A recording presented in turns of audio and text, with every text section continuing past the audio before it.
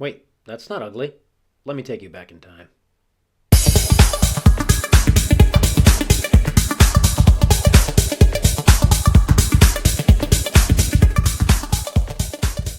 Boy, was she ugly when I bought her.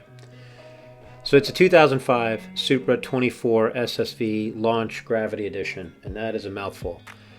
The boat, I bought it at the height of the boat market in 2021 for a steal because it was pretty damaged, as you can see here in these pictures. The interior was completely deteriorated because the boat sat uncovered for 4 years. There was water in the boat. It smelled horrible. It was in really bad shape. The only thing good about the boat is that it had a brand new engine.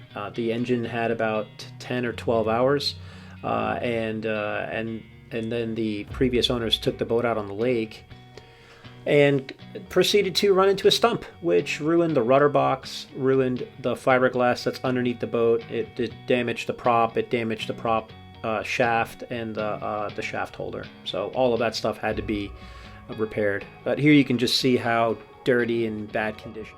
So here we're walking through the interior and it is so nasty. All the vinyl is ripped. All of the seats are ugly and stained. The carpet is nasty. It's been left open and uncovered for about 4 years. You can see it's just in absolutely terrible shape. It was really rough and it didn't smell good either. You can imagine.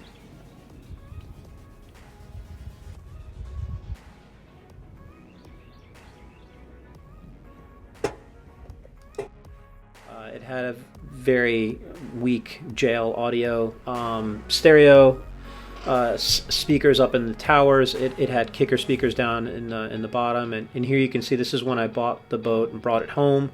First thing I had to do was put new tires on it because the tires were completely dry rotted, and then I fixed that fender issue. So I just took the wheels off and smacked the fender a few times with a hammer and bent everything back into shape.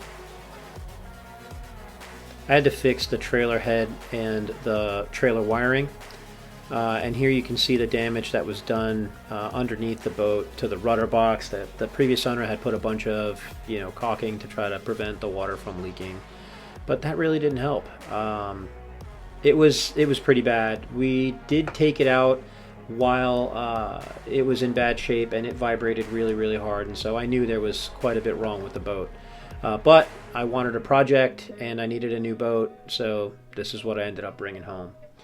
Here you can see I hired a guy to come in and actually replace and fix the fiberglass underneath the boat. I am not a fiberglass expert, and since this thing has to float, I figured it would be smart to hire a professional to come out and actually do all of the repairs. And so he fixed the rudder box and everything, all the cracks and nicks and dings, everything underneath the boat. Has been 100% fixed. So I only have pictures of the rudder box, but he actually did everything underneath the boat where there was any damage. Here you can see the last kind of filler and then the first coat of gel coat, and then here's where he's buffed the gel coat. I ended up pulling the bunks off and replacing all of the carpet, and then I started working on detailing the boat. Here you can see how oxidized it is. And then I actually just hit it with a buffer, and it started to look pretty good. I was like, wow, that's a really nice blue color. So once all the scuffs and the stickers came off, the boat really started to shine and really come around, which gave me a lot of inspiration and confidence to keep going. So the boat really turned around when I took all of the logos off and really buffed the sides of the boat really good. And then after the boat was fixed, we took it out for our first kind of maiden voyage and tried things out to see if the wakeboarding system worked. And surprising, the sprinkler system that's built into the boat, that's what it's called, a sprinkler, kind of a sprinkler system that you can get from Home Depot. It all worked, but the boat really didn't make a big wave. So I ordered some Wake Maker stuff and had some new bags and pumps and everything. I put the bags in the boat just to see if it would make a difference at all with surfing. The center is full. It's been an hour. I still have to install my 3 pumps. But this is all on the factory stuff. Right, babe? Right. And here you can see it made a difference. I actually have a pretty decent wave. So I ended up doing some more upgrades. I moved the batteries to the back left corner of the boat, and that obviously added some weight in the right spot. I removed the entire original sprinkler system, which took forever to fill up those huge bags. I think they're 1,270 pound bags each. And the kit that I bought from Wake Makers came with 3 high flow reversible pumps, all of the hoses, and all the things needed.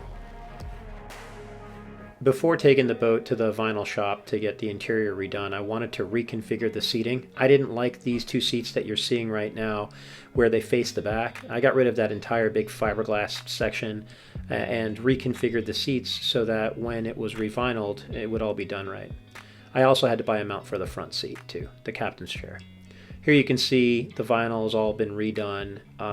They knocked this out in about 3 weeks, which was very good. I was able to get back on the water pretty quickly, but they even redid the design the way that I wanted it with the blue piping, and then you can see that left corner there where they matched the new redesign of the interior, which I really liked.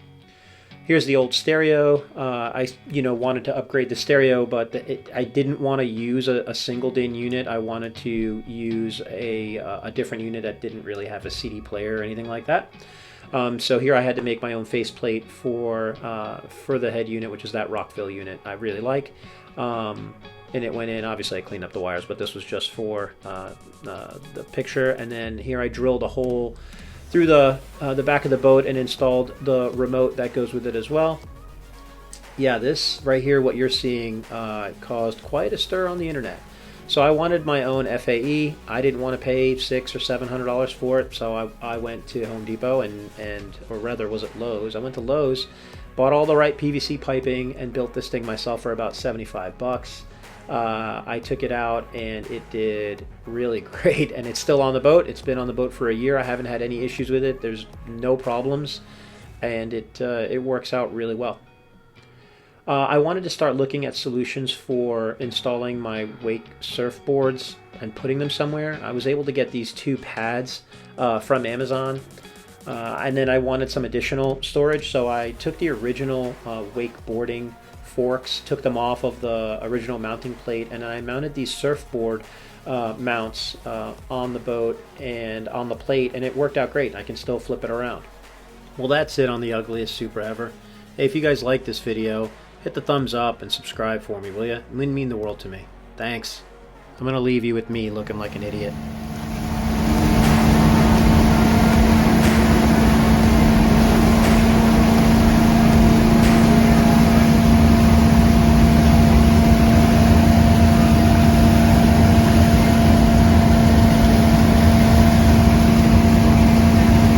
Stand up.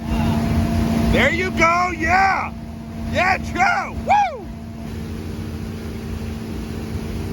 Down.